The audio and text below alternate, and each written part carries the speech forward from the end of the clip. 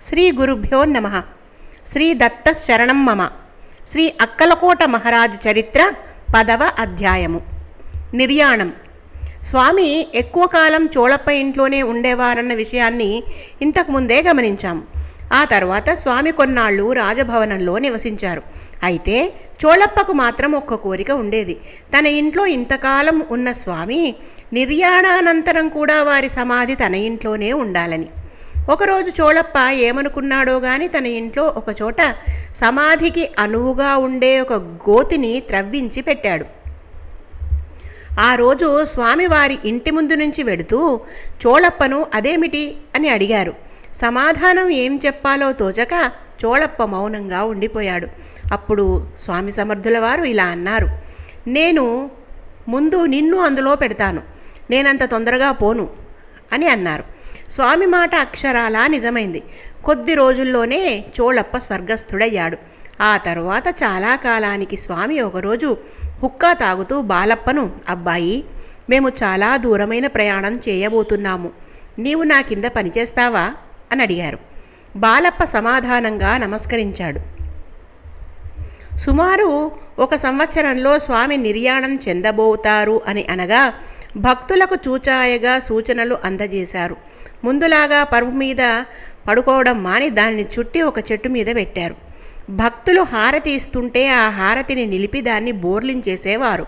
చోళప్ప చనిపోయినప్పటి నుండి శ్రీస్వామి కూడా తనువు చాలించడానికి చాలా ఆరాటపడుతున్నట్లు భక్తులకు కనిపించడమేగాక అలా అప్పుడప్పుడు అంటూనే ఉండేవారు. కొద్ది రోజులలో నిర్యాణం చెందబోతారు అనగా స్వామి ఒక జంగాల మఠానికి వెళ్ళి 4 రోజులు అక్కడే ఉన్నారు. ఆ మఠంలో జంగాలు చాలా శివలింగాలను ప్రతిష్ఠ చేశారు. ఒకరోజు స్వామి బావడేకర్ అనే అతని చేత 500 పిడకలను తెప్పించి భుజంగి అనే భక్తుడి చేత వాటిని లింగాల మీద పేర్పించి స్వయంగా తామే వాటికి నిప్పు పెట్టారు. అందులో ఒక్కొక్కటి 5 షేర్లు చొప్పున ఖర్జూరకాయలు, బియ్యము, పళ్ళు, పూలమాలలు వేయించారు. తాము ప్రతిష్ఠించిన లింగాలను కాలుస్తున్న స్వామిని దండించి బయటికి వెళ్ళగొట్టాలని జంగాలంతా చేరారు. కానీ స్వామి ఎదుటికి వెళ్ళేసరికి కేకలు పెట్టడానికి తప్ప మరేమీ చేయడానికి వాళ్లకు ధైర్యం చాలలేదు. స్వామి ఏమీ చలించక మరుసటి ఉదయం భుజంగ చేత ఆ బూడిదను తొలగించారు. ఆశ్చర్యం ఏమిటంటే కాల్చిన చిహ్నాలు కానీ పగుళ్ళు కానీ లేకుండా ఆ శివలింగాలన్నీ ఇంతకుముందు కంటే ఎక్కువ కాంతివంతంగా ఉన్నాయి. నిర్యాణానంతరం తమ ఉనికికి ఎట్టి భంగము రాకపోగా తమ శక్తి మరింత ఉజ్వలంగా ప్రజ్వరిల్లగలదని సూచనగా కాబోలు దీని అర్థం. ఒక రోజున స్వామి భక్తులతో కలిసి తాత్యా సుబేదార్ ఇంటికి వచ్చారు. ఆ పక్కనే తులసికోట వంటి రాతి కుండీ ఒకటి ఉన్నది. స్వామివారు తన భక్తులలో ఒకరిని ఆ కుండీని తీసుకెళ్లి మురళీధరుని ఆలయానికి సమీపంలో ఉన్న కొలనులో పారేయమని ఆజ్ఞాపించారు. బరువైన ఆ కుండీని కదిలించడం కానీ, అంత దూరం మోసుకెళ్లడం కానీ, కొలనులో పారేయడం కానీ చాలా కష్టమైన పని. స్వామివారు ఆ భక్తుడితో కూడా కొలనులో మోకాటి లోతు వరకు దిగి ఆ కుండీని అక్కడే నీటిలో తన ముందు వదలమని చెప్పారు. ఆ కుండీ అడుగు చేరుతుండగా భక్తులందరినీ గట్టిగా అరచి బం బం అని శబ్దం చేయమన్నారు. అది ఆ దేశంలో అశుభ సూచకమైన చిహ్నం. ఆ తర్వాత స్వామి బావడేకర్ను తిరిగి బర్సీ వెళ్ళిపోమ్మని ఆజ్ఞాపించారు. అతడు వెళ్ళిన తర్వాత స్వామి తన ఆట వస్తువులన్నింటినీ ఒక భక్తుడికిచ్చి వాటిని బావడేకర్కు అందజేయమని చెప్పారు. అంటే తన నిర్యాణాన్ని బావడేకర్ చూసి భరించలేడు అన్న కారణంగా తాము అతన్ని పంపించి వేశామని వారి భావమయ్యుండవచ్చు.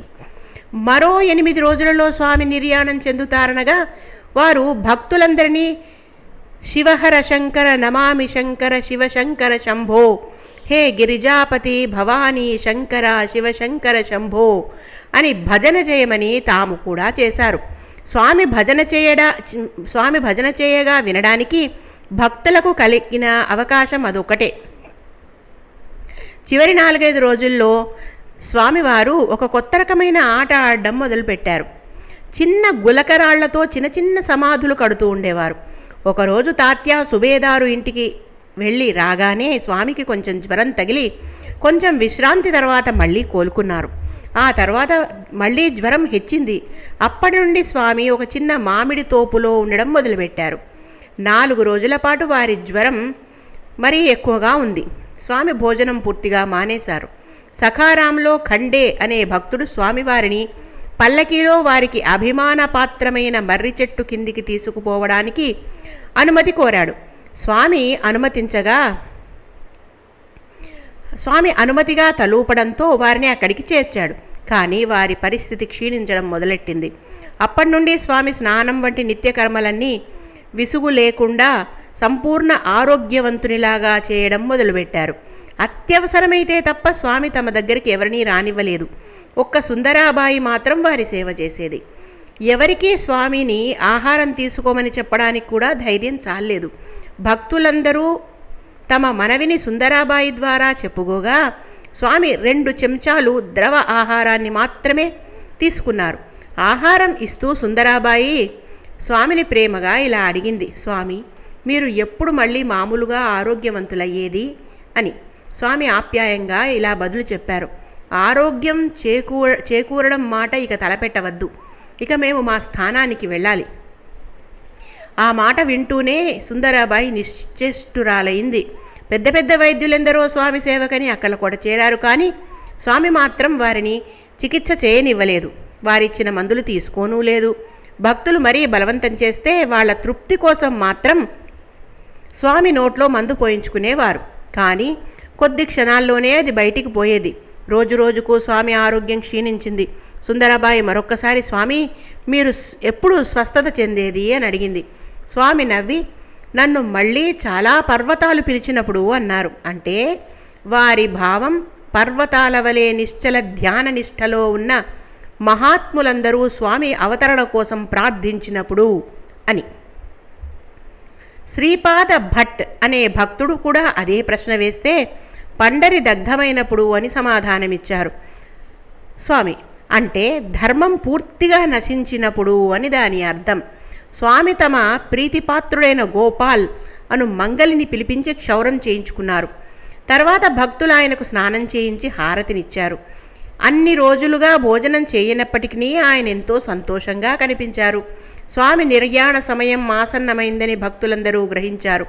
వారి సేవకులందరూ నమస్కారపూర్వకంగా తమ భావి కర్తవ్యాన్ని గురించి స్వామిని ప్రశ్నించారు.